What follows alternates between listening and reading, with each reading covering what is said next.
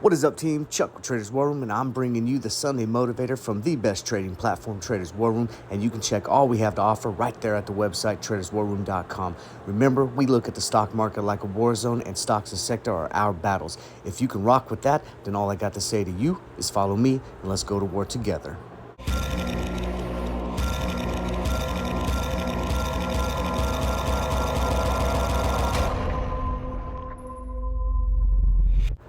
Before we get started, let's look at some of the fire trades that we went ahead and closed for profit last week. We got in the SPY, all out, ended up going 110 to 366. Target was interesting, had to average down, but end result was fire, 86 all the way to 445. I even switched up and gave you guys a spread. Easy money, guys, and don't forget to note that time and date stamp there at the bottom. We make it too easy around at Traders War Room. And these are just a few. I got so many more that just absolutely destroyed it.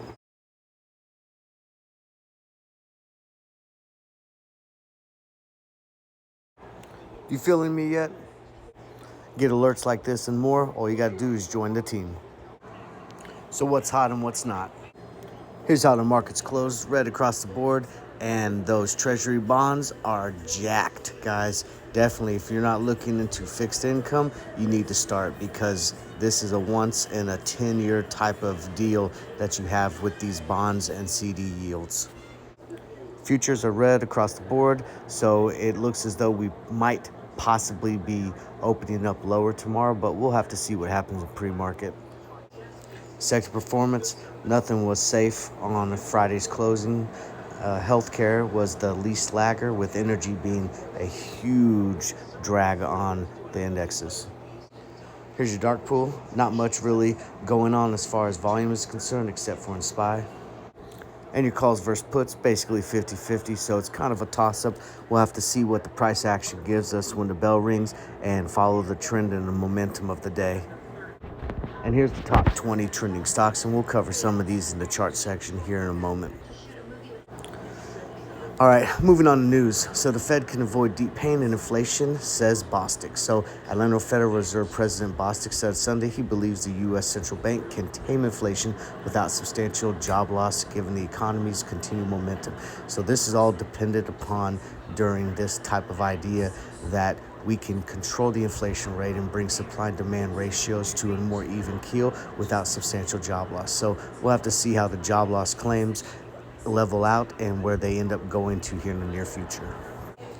Next story, KKR led $13 billion buyout from Australia's Ramsay Health collapses. So KKR-led group withdrew a $20 billion approach for Australian hospital operator Ramsay Healthcare after talks hit a stalemate, killing Australia's biggest deal of the year and sending the target shares stumbling. So definitely paying attention to this. This could be something that we start noticing a lot of times when people are penny pinching these research and developing type of entrepreneurship ideas and ventures will come to a halt, and it's because people have to continue to keep the R&D money on the sidelines to ensure that they're able to stay profitable and cover their bottom line interests as well. And finally, on the global side of the house, Japan will not intervene to defend a 145 yen line in the sand. Exec top FX diplomat. So Japan likely won't intervene in the currency market to defend the line sand, such as 145 yen versus the dollar, and instead limit any further actions to smothering operations aiming and taming volatility, says a former top currency diplomat. Now, what I want you to take away from this is that we're starting to see the word global recession go around, especially with the central banks. So I need you guys to take note of that and definitely have your head on a swivel when we're looking for potential of continued downward pressure, not just in the U.S. exchanges, but on the global exchanges as well. All right, let's take a look at some charts and some stocks.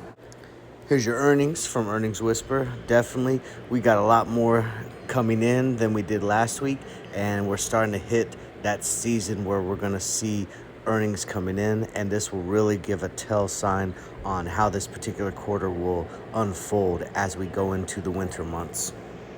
I'm going to go ahead and give a bullish signal on this one, but I think it's a short rally because I still believe that we continue down going into October. However, I do think that a cool down period from the dump is in store and we see a little bit of a relief rally. I think energy continues to go down until we hit bottom, and then we'll see a strong increase to the upside. However, I'm not seeing the signals as blatant currently, so I do think that we've got some more downward pressure on the energy sector.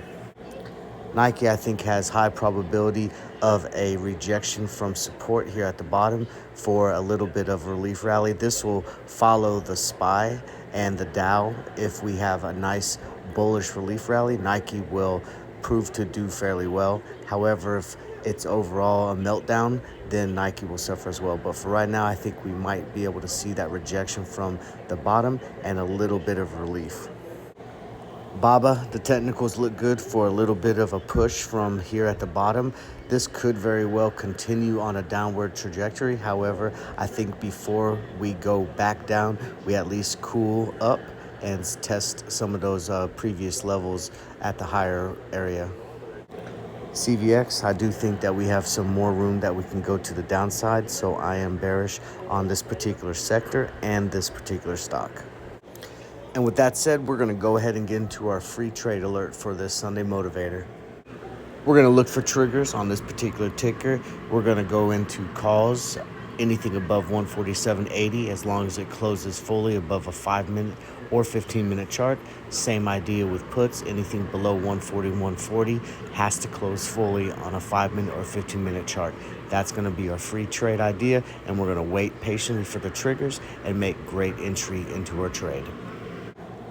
I'm liking Hood for continuation to the upside. I think that we find some decent support at these lower levels, and with their new interests and some of the ideas that they have, and as well as that SEC ruling that went in their favor, I think we'll start to see some volume in this particular ticker. PLTR, I think that we find some support here at the lower levels and potentially could look at a decent little push above $8 for a potential breakout. I'm bearish on Johnson & Johnson. I think they had a decent little push going into close last week, and I think we see a cool down to the downside on this particular ticker. And finally, Cracker Barrel. I think we're going to see a similar beating on this one as well, just like DRI had, and we have some room that we can go down and test those lower levels. So I do think that we start to break down and could see easily 95 or even a little bit below there. So definitely this is on the bear side of the house in my book. All right, team, that's it. I hope you got some value and worth out of this video. Why wait, guys? Come trade with the bulls at Trader's Worm. And as always, quit wasting money that isn't making money. Join the team today and come get some.